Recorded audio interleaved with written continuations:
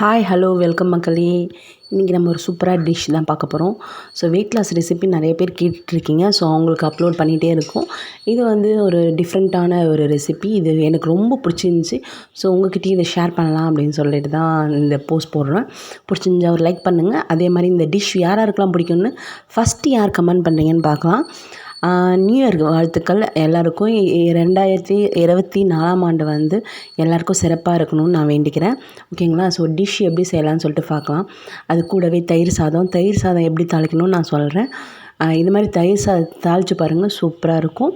வாங்க நம்ம வீடியோக்குள்ளே பார்க்கலாம். காராமணி தாங்க எடுத்திருக்கேன் நான் இன்றைக்கி.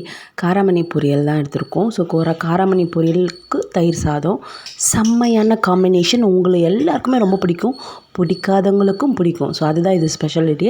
ஸோ ஒரு பேன் எடுத்துங்க, எண்ணெய் விட்டு கடுகு போட்டு ஜீரகம் போட்டுங்க. ஜீரகம் வேணால் போட்டுங்க, இல்லைனா ஸ்கிப் பண்ணிங்க. ஓகேங்களா? ஸோ ஒரு சைஸ் சின்னதாக ஒரு வெங்காயம் எடுத்திருக்கேன். ஸோ வெங்காயத்தை நல்லா வதக்கினோடனே ஒரு கத்து கருவேப்பிலை போட்டாச்சு.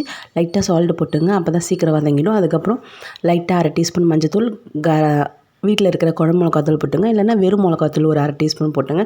அது ஸ்மெல் போகிற அளவுக்கு இது பண்ணுங்கள். அதுக்கப்புறம் அலசி வச்ச காராமணியை குட்டி குட்டியாக கட் பண்ணி அலசி வச்சுருந்தேன். ஸோ அதையும் ஆட் பண்ணிங்க. அது நல்லா வேகட்டும். அது முழுகிற அளவுக்கு தண்ணி விட்டு நல்லா வேக விடுங்க. அதுக்கப்புறமா லாஸ்ட் அண்ட் ஃபைனல் டச்சே இப்போ தாங்க இருக்குது. என்ன டச்சு கேட்குறீங்களா? ஸோ நான் வந்து இட்லி பொடி யூஸ் பண்ணியிருக்கேன். இட்லி பொடியை மேலாக்க தூவி விட்டுருக்கேன். ஸோ நீங்களும் இதே மாதிரி பண்ணி பாருங்கள், சூப்பராக இருக்கும். இட்லி பொடியிலேயே என்ன பண்ணுறதுன்னா கருவேப்பிலை பொடி போடுங்க. அதை விட அல்டிமேட்டாக இருக்கும், வேறு லெவலில் இருக்கும்.